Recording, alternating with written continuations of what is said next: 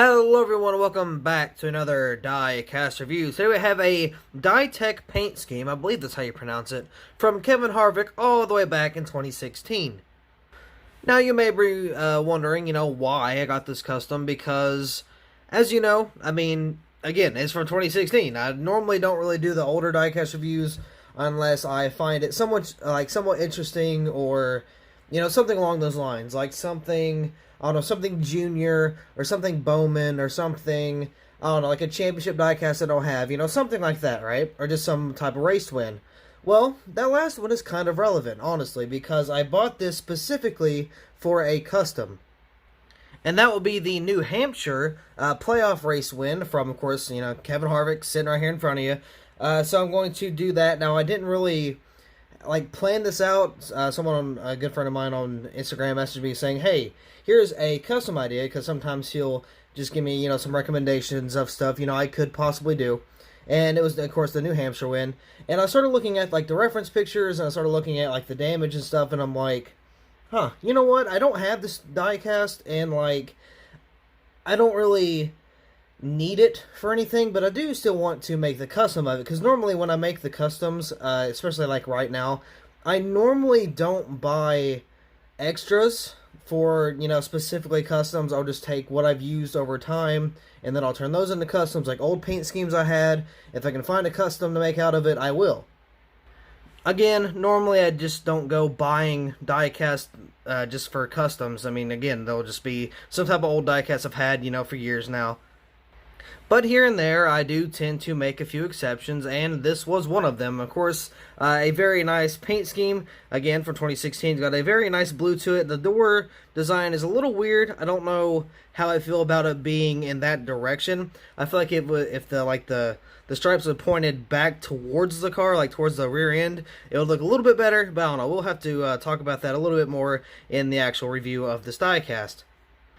Now, I do not know when the custom will be, being made, because I have a whole bunch of customs, just projects I have to do first. I don't have to, but I got a whole lot of new ones that I have to tear apart, build a little bit on them, finish some of them, customize some, and, I'll pretty much get to this one when I can, but I will try to get to it very soon. I have been working a lot on these customs, so I may get to it, a little quicker than I anticipate to. But anyway, let's go ahead and get into this NASCAR diecast review of course, the Kevin Harvick Ditech paint scheme from 2016. Here's the diecast out of the box. Now, first things first, I just noticed there is a base on this diecast, and honestly, I didn't know that. There's a big, or not a big, but there's a little Busch Beer logo right there, so that's why it's on a base.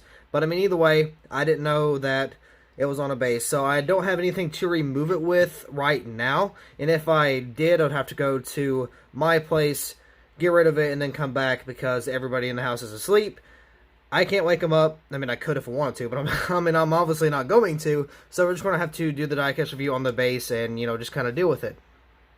But hey, it is what it is. So let's go ahead and take a look at this paint scheme. If you notice any, coloration on my hands, that is paint. I've been working on a bunch of customs. So yeah, I've been painting the interiors and all that. The underneath, I'll paint the underneath and stuff. So you'll get some paint on your hands from time to time if you go to do that quite often, like I do, because I do them a lot. And again, I may get to this diecast, or this custom diecast, a whole lot faster than I really thought about it, because again, I've been working like crazy. I've been getting 5 or 6 done each, every other night. So yeah, I'm working pretty quick on that, so I might get to this one a lot quicker than I thought.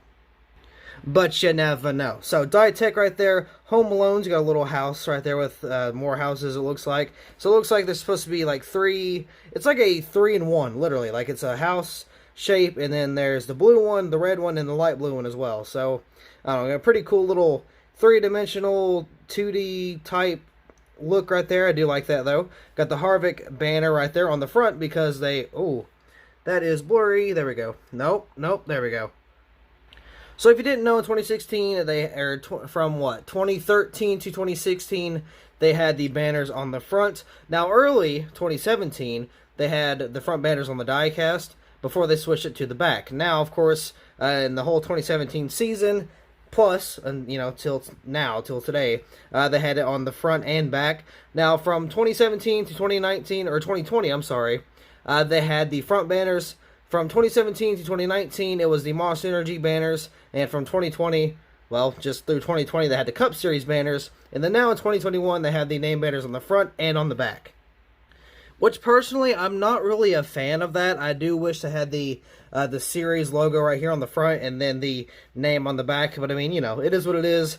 The Xfinity Series done the same thing. I still don't like it there. I do like it a little bit better because there's a little more, well, slightly a little more design to the front banners. But, I mean, still, it's plain Jane on both the front and back for the 2021s. But, I mean, again, it is what it is. I do wish they would change that, but they're probably not going to.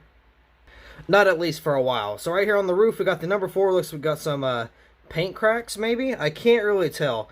Or it just looks like some scratches. Now, this is a older diecast, so I'm not going to get onto Lionel for it, because it may just be from just age. But again, it's not on the base. So, and I think I got this from like a professional dealer. I don't remember who, but I do think this is like brand new out of the box. So it may be Lionel, it may not be. Either way, I'm not going to put the blame on them.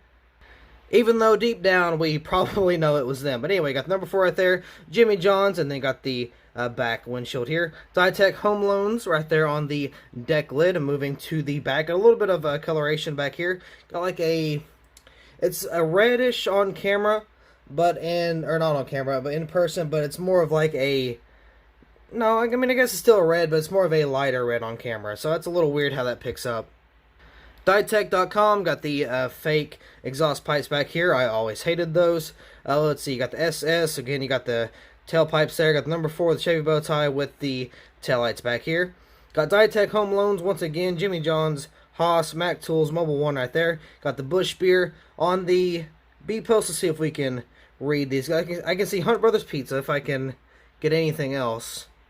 I want to say it's Outback, Switch, Hunt Brothers, Mobile One, and I can't really tell. It may be Haas down there at the bottom. It's really hard to tell. Also, they got that big blue, like, bulky outline. I really hate when Lionel does this. Sometimes they can't really match, supposedly, they can't really match the background to the actual paint.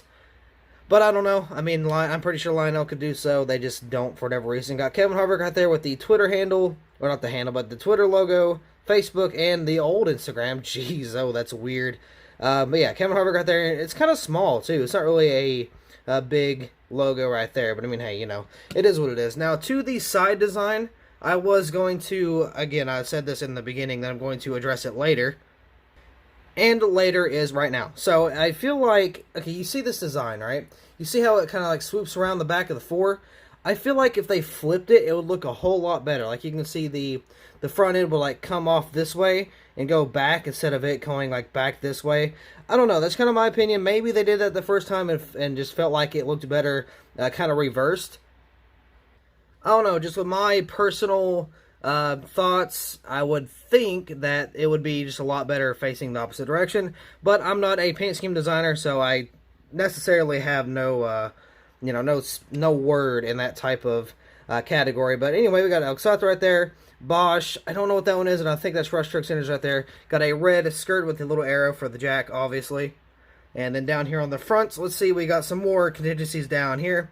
Let's see, we got Sprint, Mechanics Bird, Duralast, Mobile One, IR, K&N, Lincoln Welders, and Flowmaster. And it looks like we've got some decal chipping up here along with the A-post, which says, of course, NASCAR Race Car, if I can focus. There we go, that's a little better. Got the Goodyear right there with some paint chips right there. Once again, I do think that was actually on Lionel's part, if I'm being honest. Got the Goodyear Eagle. I cannot spin the tires as much as I want to because, of course, it's on a base. Got the Moog, Mel, Comp, Edelbrock, and Sunoco. Got the number 4 right there. Got the front end of the Chevrolet SS. Yes, back in 2016 when Stuart Haas was on a Chevy mold. I'm not going to lie, I do love the Camaros, but I feel like the SSs just looked... Okay, no, they didn't look better, but I feel like they performed better, if that makes any sense. But anyway, that's kind of my little quick thought on it. But the front end looks pretty good. The decals don't look too terrible. So yeah, that's pretty much it for the 360 just diecast review in general, actually. Once again, I am turning this diecast into a custom, so look out for that later on in the near future. Again, I'll probably get to it a little quicker than I think I will, but I mean, hey, you know, who knows? It could be months down the road. It could be weeks down the road. It could be I could start this thing tomorrow if I really wanted to. But I gotta work tomorrow. I close too, so it's probably not tomorrow. But you get what I'm saying. Anyway, that is going to be all for this Diecast review. So thank you all so much for watching. I hope you all enjoyed, and I'll see you in the next video.